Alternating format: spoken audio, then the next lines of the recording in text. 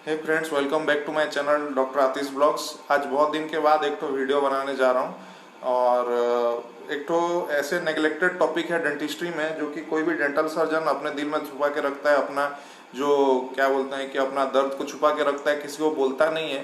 But we all face that in our private dental clinics and we all have been facing from a long time. तो आज मैं ये video mainly मेरे senior dental surgeons, फिर सारे के सारे फ्रेश डेंटल सर्जन्स और मेरे कोलिग्स जो डेंटल सर्जन्स अभी जो प्रैक्टिस कर रहे हैं कोई भी पार्ट्स में, तो मैं उनके लिए ये वीडियो रखना चाहता हूँ मेनली। और ये वीडियो का टॉपिक मैं बताने से पहले ये बोलना चाहता हूँ कि मतलब कि आप अगर प्रैक्टिस कर रहे हैं तो मतलब कि आप इन टाइप का चीज़ों से बच के रहिए। जैसे कि मेरा टॉपिक का नाम ज़्यादा आप लोगों को एंटरटेन नहीं करके शुरू करते हैं आज का टॉपिक। आज का टॉपिक का नाम है beware of rude and what do call this type of rude patients as well as fraud patients. तो एक टाइप के हो जाते हैं रूड पेशेंट्स, एक टाइप के हो जाते हैं आपके फ्रॉड पेशेंट्स। तो ये बात कोई भी डेंटिस्ट्री में बात नहीं करना चाहता, बस अपने दिल में दबा के रख देता है, हाँ life goes on like that and we never talk about that. But beware of that. हम लोग झेल चुके हैं, मैं नहीं चाहता हूँ कि मेरे फ्रेश डेंटिस्ट झेलें। इस चीज़ के लिए आप सभी को पहले समझना पड़ेगा कि who all are those type of rude patients and who all are those type of fraud patients. तो पहले बात करते हैं रूड पेशेंट्स के बारे में। मान लीजिए मेनली रूड पेशेंट्स हम लोग देखते हैं जब भी हम लोग एक्सट्रैक्शन करते रहते हैं, तो बहुत लोगों का एक्सपीरियंस उतना नहीं होता है, एक्सट्रैक्शन करवाया नहीं होते हैं, या फिर उन लोगों को में भी कुछ प्रॉब्लम होता है, तो उन लोग एक्सट्रैक्शन प्रोसीजर के टाइम ही उन लोग थोड़ा सा रूडनेस दिखाने लगते हैं। और रूडनेस ऐसे दिखाते हैं कि मतलब कि मान लीजिए कि एक तो एक्सट्रैक्शन हो रहा है कोई भी दांत का, तो आपने एलए दिया हुआ है, एडमिनिस्टर किया हुआ है एलए, उसको टाइम लगेगा थोड़ा सा काम करने के लिए, थोड़ा एनेस्थेटिक इफेक्ट लाने के लिए। तो उस चीज़ को हम लोग ध्यान में रख के, अगर हॉट टूथ भी है तो हम लोग 2-3 बार दे सकते हैं, मैक्सिमम टू मैक्सिमम हम लोग 10 ml तक दे सकते हैं एलए, उससे ज़्यादा नहीं दे सकते। पर क्या होता है जब भी फ्लैप एलिवेट करते हैं या फिर हम लोग लग्जेट करते हैं टूथ को, तो जो प्रेशर फील होता है वो पेशेंट बताता है कि नहीं मेरे को पेन हो रहा है, जो कि गलत बात है। वो प्रेशर है एक्चुअल में, जैसे कि डेंटल अवेयरनेस का कमी है हम लोग का इंडिया में, इस चीज़ के लिए ये सब ज़्यादा घट रहे हैं। जो कि डेंटल अवेयरनेस फॉरेन में जैसे कि यूएस यूके में पेशेंट्स को पहले से ही पता होता है कि whenever you are going to get an tooth extracted you will have to get some sort of pressure to your fragment और the tooth, you will get some sort of pressure there and little bit of pain might be there। But एक चीज मैं पहले से clear कर देना चाहता हूँ, ये डेंटल सर्जन्स के लिए भी है और पेशेंट्स के लिए भी जान लेना चाहिए कि there is nothing called as painless dentistry. Pain थोड़ा बहुत तो होगा ही होगा, क्योंकि हम लोग पूरा का पूरा नर्व को एनेस्थेटाइज कर देते हैं, लेकिन नर्व का भी वो बॉडी पार्ट है, हम लोग नर्व को नहीं बनाए हैं। नर्व अपने आप बनता है जब भी ये होता है आपका डेवलपमेंट होते होते नर्व बनता है। तो नर्व कितना दूर तक ये करेगा, काम करेगा या नहीं करेगा, एनेस्थेटाइज होगा या नहीं होगा, ये कोई भी बोल नहीं सकता, इवन डॉक्टर भी नहीं बोल सकते। हम ज़्यादा से ज़्यादा एनेस्थेटाइज करने का ट्राई कर सकते हैं, बट उससे ज़्यादा हम लोग गॉड नहीं है कि हम लोग ये नहीं कर सकते।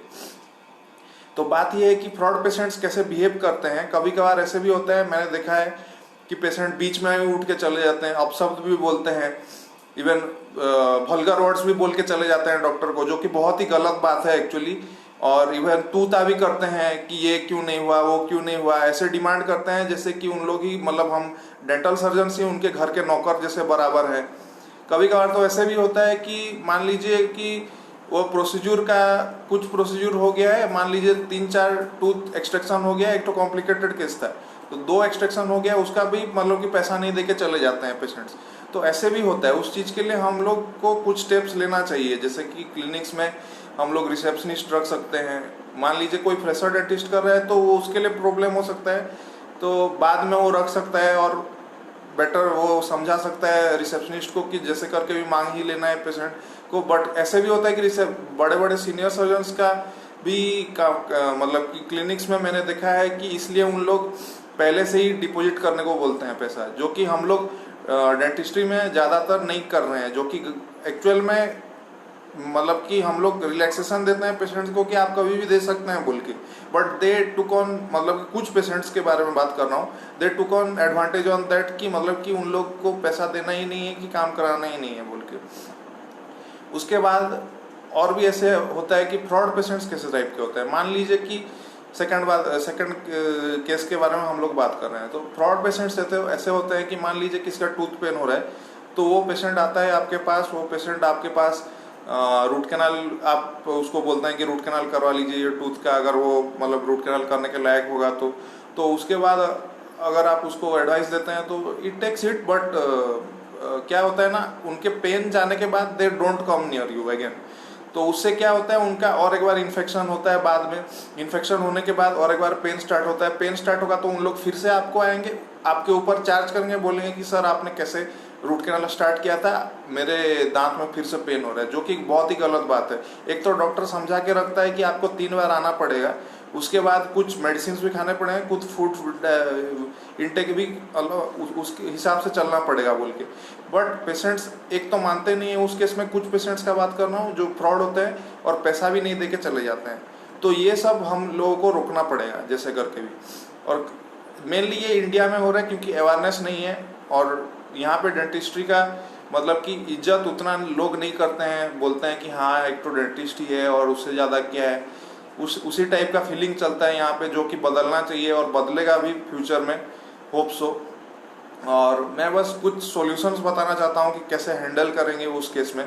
पहले बात करते हैं हम लोग रूट पेशेंट्स के बारे में। पहले तो बात है, अगर रूट पेशेंट्स कोई भी मान लीजिए कि कोई प्रोसीजर चल रहा है उसके बीच में ही उठ के चले जाने का कोशिश करे तो ठीक है, लेट देम गो, क्योंकि वो कोई भी जगह जाएंगे, कोई भी डेंटल क्लिनिक जाएंगे तो they will have to face the same thing.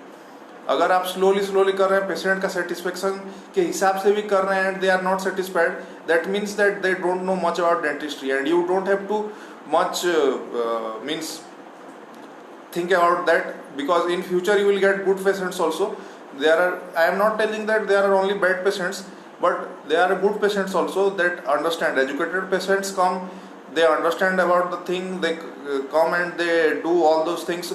Major complicated case में भी पेन होने से उन लोग सह जाते हैं, बट क्या होता है कुछ पेशेंट्स उतना एजुकेटेड नहीं होते हैं, उतना अवेयर नहीं होते हैं, उन लोग सोचते हैं कि नहीं ये पेन नहीं होना चाहिए, बिल्कुल नहीं होना चाहिए, हम पैसा दे रहे हैं।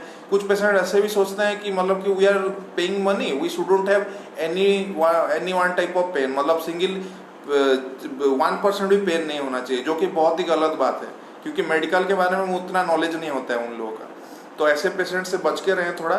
अगर नहीं होने पाए तो कंसल्टेंट को बुलाएं। कभी कभार तो ऐसे भी होता है कि कंसल्टेंट को भी इधर उधर बोल के चले जाते हैं कि आपके द्वारा नहीं होगा, ये नहीं होगा।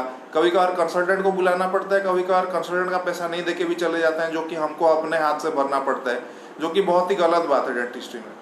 तो मैं बस इतना ही कहना चाहूँगा मेरे मेनली फ्रेशर डेंटिस्ट लोगों को, और जो लोग क्लिनिक करने वाले हैं, बी अवेयर ऑफ दैट। हो सके तो एक तो रिसेप्शनिस्ट ट्राई करें रखने के लिए, जो कि और एक तो मतलब क्या बोलेंगे बिलिंग सिस्टम कीजिए अपने क्लिनिक में।